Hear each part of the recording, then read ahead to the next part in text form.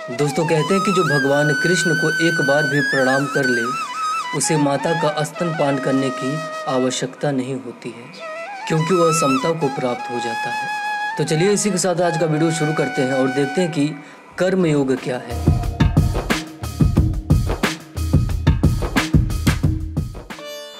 दोस्तों कर्म योग गीता का पूरे विश्व को और मानव समाज को दिया हुआ वह अनुपम उपहार है जिससे सभी प्राणी अपना और अपने परिवार और देश का कल्याण कर सकते हैं।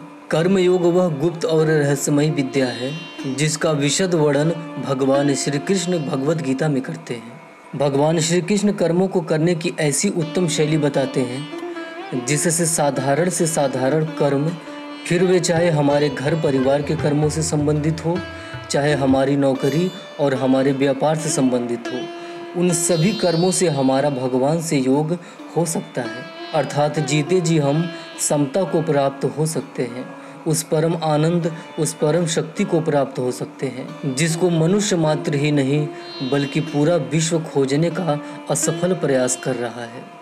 भगवान श्री कृष्ण अर्जुन से कहते हैं, तुम यदि यज्ञ के लिए कर्तव्य कर्म करोगे, अर्थात प्राणियों के हित के लिए अथवा दूसरों के हित के लिए कर्म करते हो जिसमें तुम्हारा खुद का स्वार्थ जरा सा भी निहित न हो, तो तुम कर्म करते हुए बंधन से मुक्त हो जाओगे।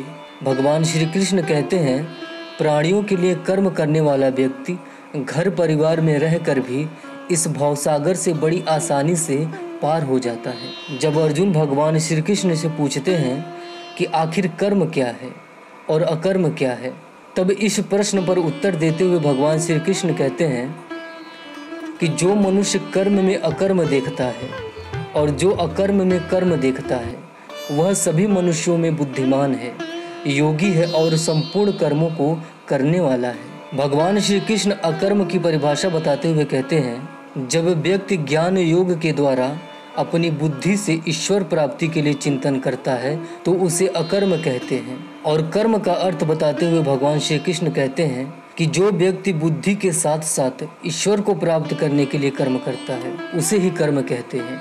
इसके आगे भगवान कहते हैं कि जो व्यक्ति मुझे प्राप्त करने के लिए कर्म करता है उसके आरंभ का कोई नाश नहीं है।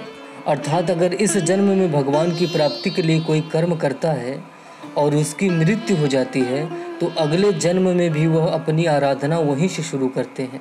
इसलिए कई बार देखा जाता है कि किसी किसी मनुष्य में शुरू से ही भक्ति की भावना पाई जाती है।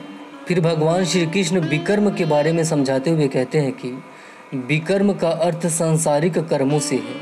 इस संसार में रहकर हम जो भी सांसारिक कार्य करते हैं वह सब कार्य विकर्म की श्रेणी में आते हैं।